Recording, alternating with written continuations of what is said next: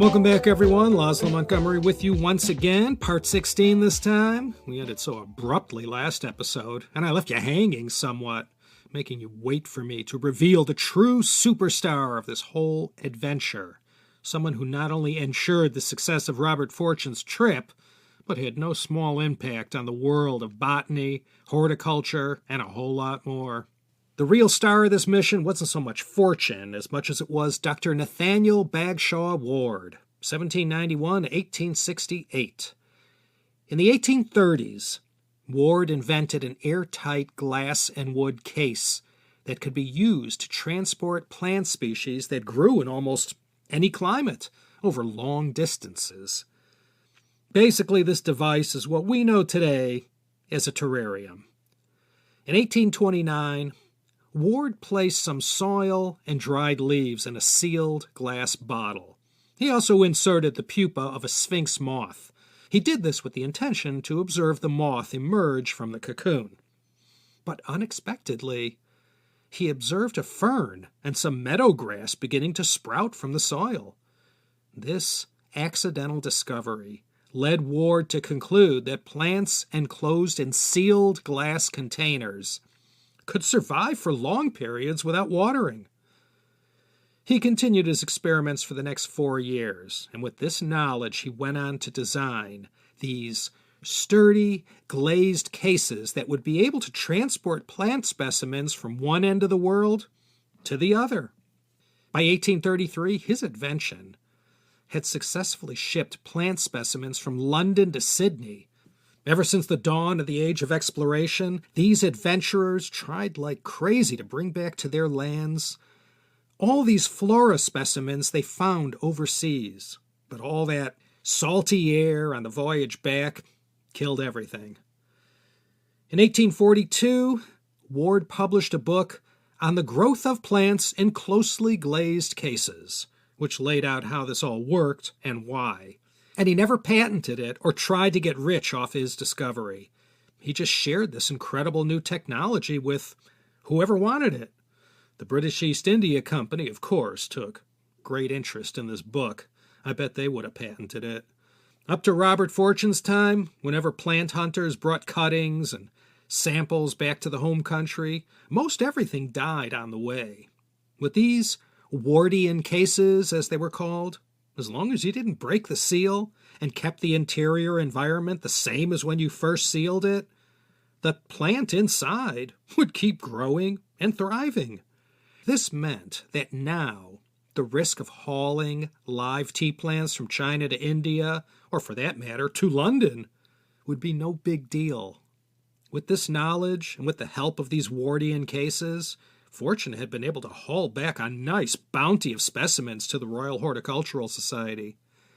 So let's get back to Fortune's adventures. From his book of his travels, 3 Years' Wanderings in the Northern Provinces of China, he had this to say about the secrets of turning freshly picked tea leaves into the finished product.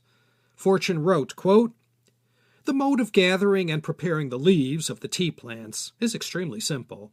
We have so long accustomed to magnify and mystify everything related to the Chinese that in all their arts and manufactures we expect to find some peculiar, out-of-the-way practice, when the fact is that many operations in China are more simple in their character than in most other parts of the world.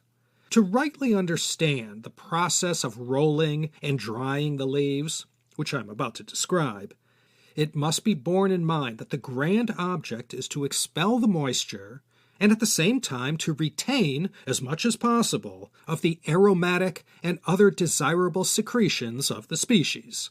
The system adopted to attain this end is as simple as it is efficacious."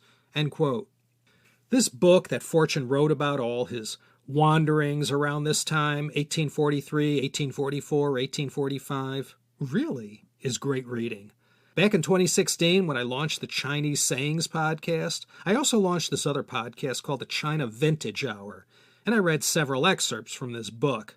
Alas, the market for those who love to sit around and listen to someone like me read from antiquarian books wasn't as great as I thought. Great stuff, though, if you like that sort of thing. From this initial sojourn to China, Fortune brought back invaluable information that was used to make advances not only in botany but in commerce as well. These chaps, like Robert Fortune, were the real Indiana Joneses of their day. They went out into the wild, mixed with the natives, risked their lives, and carried out these amazing adventures, all for the sake of science or some noble cause. In his book, Fortune described all manners of close calls that he had along the way, any one of them big enough to scuttle the whole operation. But despite all the hardships, he managed to survive.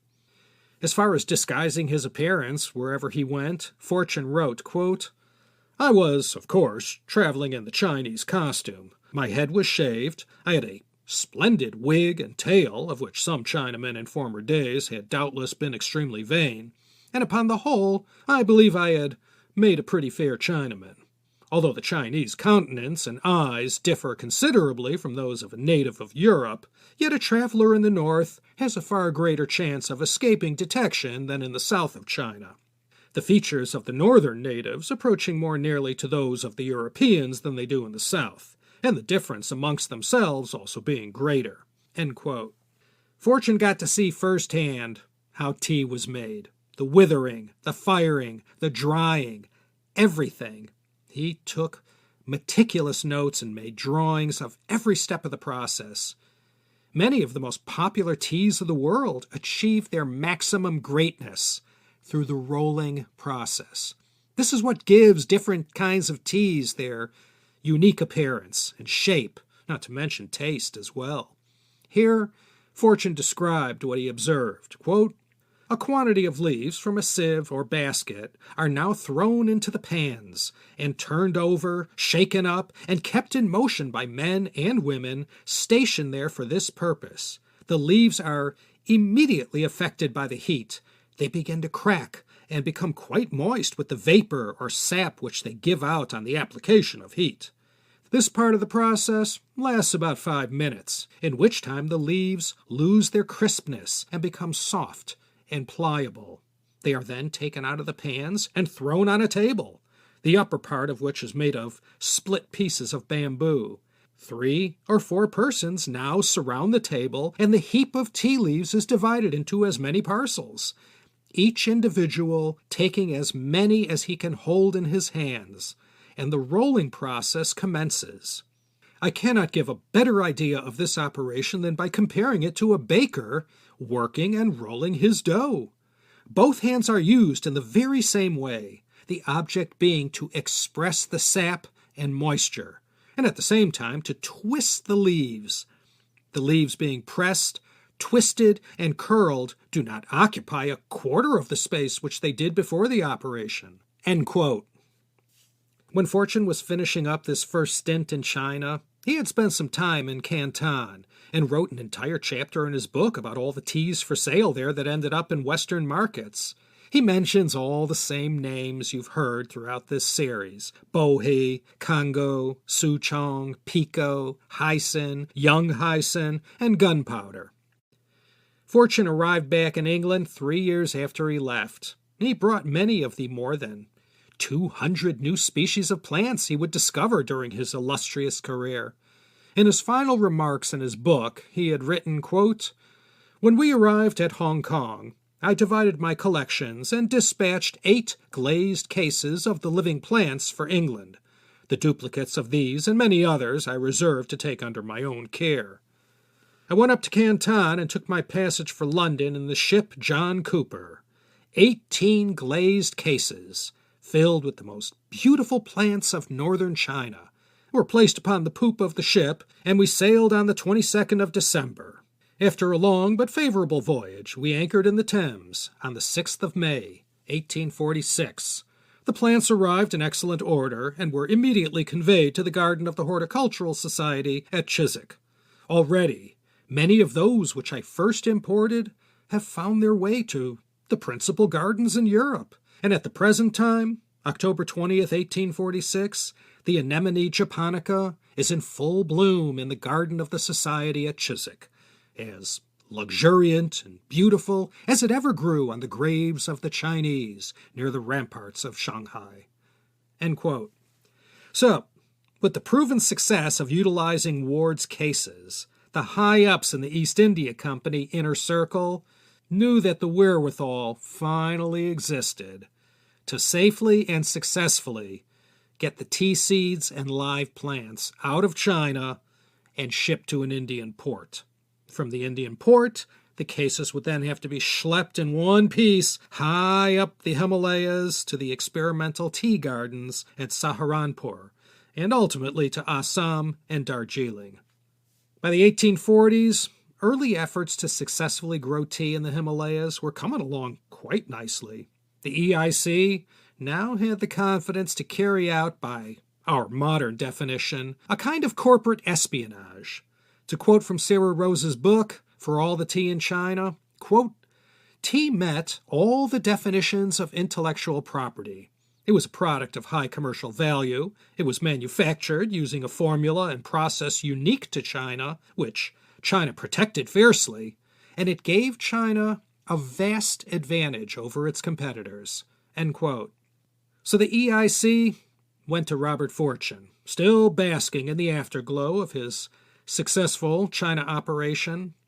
In order to entice him into taking on this mission impossible, they offered to pay him 5 times his current salary, plus transport to and from China. They approved all his reasonable expenses, and best of all, as far as Robert Fortune was concerned, anything else that he picked up along the way, as far as new species of plants, including the seeds, that belonged to him.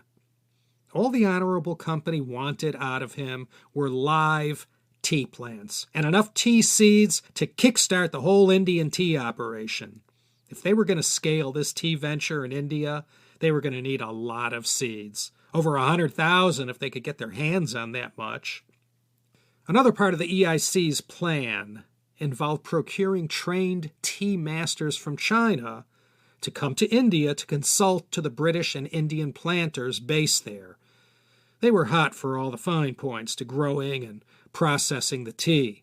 And not only the tea experts were required, Fortune was told to bring back any and all tools and implements used in the manufacturing of tea. Up to this point, Governor General Harry Harding had 600 acres of local tea under cultivation in India that, as I said, showed promise but wasn't exportable quality yet. A lot of that was due to the software. They had the tea bushes, which was a start, and these were the Assam varietal of the Camellia sinensis tea bush. Remember from Tea Part 1, you have the China, Assam, and Java varietals of the Camellia sinensis tea plant. So when 1848 rolled around, Fortune was successfully recruited by the EIC to go in and do their dirty work. Sarah Rose quoted the EIC's instructions sent by letter to Fortune.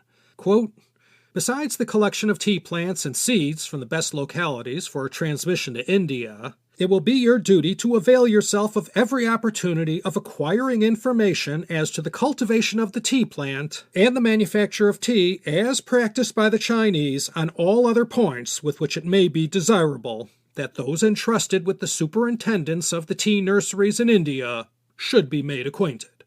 End quote. Fortune very strongly believed that tea was a substance so important to humankind that it shouldn't be controlled by a single supplier. He went to his grave believing he didn't do anything wrong. So Fortune's mission impossible, should he decide to accept it, was to get as many live plants as possible out of China, along with a huge quantity of seeds. Just like that. And while he was at it, he also had to procure sufficient tea masters to bring all those brain cells to India and show everybody how they turned all those freshly picked leaves into that magical cuppa that only they knew how to do.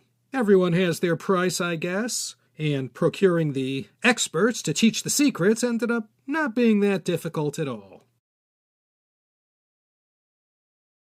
By the fall of 1848, Robert Fortune was dressed up like a 1940s Hollywood movie star yellow-facing a Chinese person, just like last time he was in China. If anyone got too close, there was a chance they might mistake him for a foreigner wearing a Chinese getup. so he had to be as low-key and aloof as possible. Together with his A-team of servants and his trusty guide, a local from the Wuyi mountain area, he took off first in the direction of Zhejiang and Anhui. The Wuyi mountains would follow. He already knew Zhejiang and the Huangshan area of Anhui was where the Chinese grew all their best green teas. So getting the lowdown about everything there was to know about green tea was his immediate mission. Last trip, Fortune produced a treasure trove of new understanding. Now he was filling in all the missing info. He learned quickly about the withering process that was so critical to green tea. He noted that as soon as the tea leaves were plucked, they were taken to a central location and spread out over these large rattan plates and allowed to dry anywhere from 1 to 2 hours. Fortune vividly noted everything he observed as the raw material was passed from process to process. Since green tea involved the least amount of processing, this was easier than when he was trying to figure out the black tea process. He watched as the slightly withered leaves were next taken to a kind of furnace room, where batches of withered leaves were put into a kind of wok, heated to just the right temperature.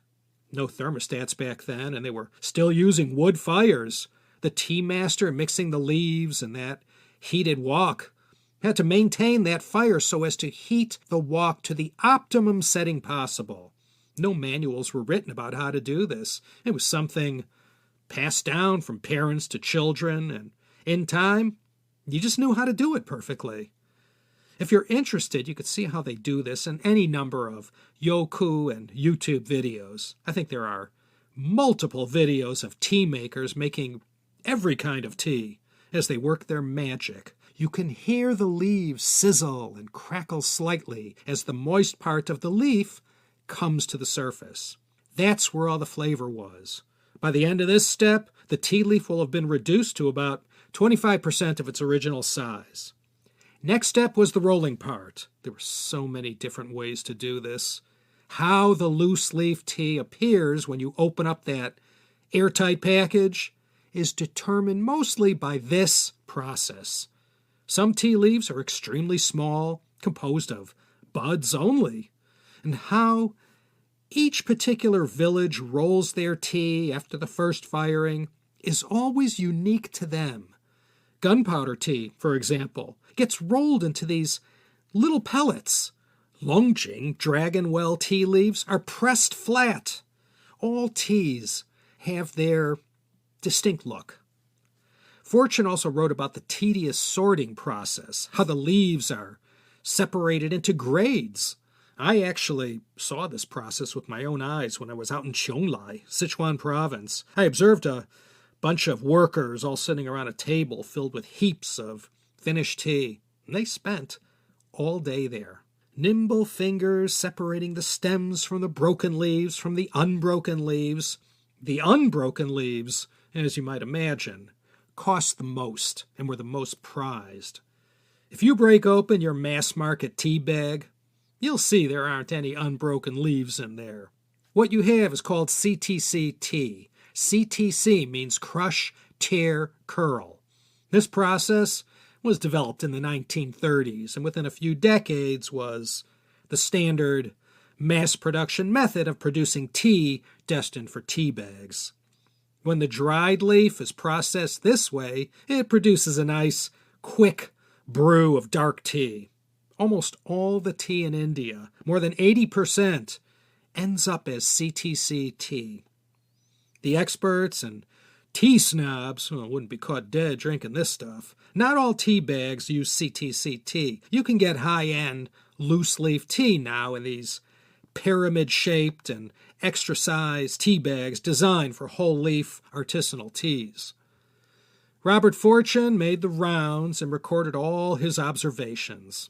I'll tell you, both the Royal Horticultural Society the first time around and now the East India Company sure picked the right person for the job. Not only was Fortune a first-rate botanist and all-around man of science, he was an incredible adventurer as well. Every expat living in China today surely can appreciate how rough going it must have been For a foreigner to get around in the late 1840s compared to today, he faced a lot of hardships and had plenty of close calls. But fortune was able to roll with every punch thrown at him. I have to say, this was quite a con job he did. I can hardly think of anything more conspicuous than the spectacle it must have been carrying all those Ward cases and supplies through the mountains and villages. And I'm sure some were fooled by Fortune's costume, but I'm betting most of the villagers saw something that wasn't quite right about that very strange-looking Chinese guy in the sedan chair. On this second visit to China, Robert Fortune stumbled onto something that later on is going to provide a number of nails that will close the coffin on China's tea export business to Europe. In his trek around Anhui and Zhejiang, especially around Hangzhou, he noted with some horror that during one of the final processes, the Chinese workers were adding some sort of blue-green pigment to the tea to give it a particular coloring. Let me quote what Fortune said about this in his later work, The Tea Districts of China and India. He said, quote, "Having procured a portion of Prussian blue, he threw it into a porcelain bowl, not unlike a chemist's mortar, and crushed it into a very fine powder. At the same time, a quantity of gypsum was produced and burned in the charcoal first, which were then roasting the teas. The object of this was to soften it in order that it might be readily pounded into a very fine powder, in the same manner as the Prussian blue had been. The gypsum, having been taken out of the fire after a certain time had elapsed, readily crumbled down and was reduced to a powder in the mortar. These two substances, having been thus prepared, were then mixed together in the proportion of 4 parts of gypsum to 3 parts of Prussian blue, and formed a light blue powder, which was then ready for use. This coloring matter was applied to the teas during the process of roasting." End quote. Ain't that something? Incredible that Fortune stumbled on this. Prussian blue, if you never heard of it before, is a pigment that's derived from hydrogen cyanide, if that gives you any hint about whether or not it should be used as an additive in the tea manufacturing process. Fortune also wrote, quote, "One day an English gentleman in Shanghai, being in conversation with some Chinese from the green tea country, asked them what reason they had for dyeing the tea and whether it would not be better without undergoing the process. They just remarked that, as foreigners seemed to prefer having a mixture of Prussian blue and gypsum with their tea to make it look uniform and pretty, and as these ingredients were cheap enough, the Chinese had no objection to supply them, especially as such teas always fetched a higher price." End quote. Well, doing a little arithmetic, Fortune had been able to figure out that the typical green tea drinker in the Americas or in England had by this time consumed about half a pound each of Prussian blue and gypsum. Wait till that word gets out. The next stop for Fortune was to Wuyishan, arguably China's most celebrated area for tea. There he enjoyed the convenience of shacking up at his aide's residence. I'm not saying much about this local guide, surnamed Wang, but he was quite an interesting and conniving soul. Sarah Rose gives some nice descriptions about this Mr. Wang. He was a tea producer himself, local to northern Fujian, and was invaluable to Robert Fortune as a fixer for everything he needed. Fortune set up his operation at Wang's residence and began at once gathering plants and seeds. This was supposed to be a 3-week operation at most in the Wuyi Mountains. Let me quote Fortune as he beheld the splendor of the Wuyi Mountains. Quote, "For some times past I had been, as it were, amongst a sea of mountains, but now the famed Bohe Ranges lay before me in all their grandeur, with their tops piercing through the lower clouds and showing themselves far above them. They seemed to be broken up into thousands of fragments, some of which had the most remarkable and striking outlines." End quote. Fortune observed an army of tea pickers, all women, who worked these tea gardens scattered all over the Wuyi Mountain area. They worked sun up to sundown, April through October. Each tea bush would be picked over every 10 days. Only the tea leaves from the tips were plucked. A good picker, he noted, could pick 30,000 tea shoots a day. Approximately 3,200 shoots equaled a pound, and that amounted to about 10 pounds a day per picker. At a 4 or 5 to 1 ratio of fresh leaves to fully processed, that wasn't a lot of tea per picker. That's why you had to have a lot of them. 人多好办事. Chairman Mao once said that, and he sure was right in this instance. The more people you have doing a job, the easier it is to get things done. This was one of those things the Chinese had figured out over the centuries, that by aggressively picking the leaves every 10 days like they did, it caused the bush, as a self-defense mechanism, to ooze more sap into the leaves. There were temples scattered everywhere throughout the Wu Mountains, and the monks who called the temples home were all actively involved in the growing and processing of tea. After spending enough time watching everything up close and gathering all the plants and seeds, Fortune had what he had come to collect. He had this final observation to make about tea. Quote, "It is an exceedingly useful plant. Cultivate it, and the benefit will be widely spread. Drink it, and the animal spirits will be lively and clear. The chief rulers, dukes, and nobility esteem it. The lower people, the poor and the beggarly, will not be destitute of it. All use it daily and like it. Drinking it tends to clear away all impurities, drives off drowsiness, removes or prevents headaches, and it is universally in high esteem." End quote. By January 1849, Fortune was pleased to inform the head office that, quote, "I have much pleasure in informing you that I have procured a large supply of seeds and young plants, which I trust will get safely to India. These were procured in different parts of the country, some from a celebrated tea farm." End quote. Next episode, we're going to pick up at the point when this tea, procured by Fortune on this trip, is transported to India. Believe it or not, Fortune's part of this black op was mostly finished. But there was still a whole heck of a lot more to do before they'd be packaging tea up in the Indian Himalayas and shipping it to Europe. Everyone involved in this risky endeavor still had a very long and winding road to hoe before the champagne corks could be popped. But Fortune, at least, had done his part. Everything, the seeds, the seedlings, plant cuttings, all were packed up inside the airtight Ward cases and readied for transport. Once everything was laden on board a cargo vessel in Shanghai, there was still a rather long and uncertain voyage to Calcutta. This is still the mid-19th century, and these kinds of voyages were still fraught with all kinds of dangers that still happened regularly on the high seas. Once the vessel arrived in India, there was still the logistical headache of getting everything from the plains of Calcutta to the foothills of the Himalayas. This was very fragile cargo packed inside even more fragile glass cases. We'll look at how all this played out next episode. They had some close calls. So, in part 17, we'll pick up where we left off and what the profound after effects were on the British tea trade with China. The idea had all along been to steal the secrets of tea from China and use this stolen knowledge to build a new tea industry from the ground up in lands where the British were in the driver's seat. Then, as far as the EIC was concerned, China could be as capricious, uncooperative, and arbitrary as they wanted. If Robert Fortune and everyone else involved in this operation did their job well, no one would need Chinese tea anymore.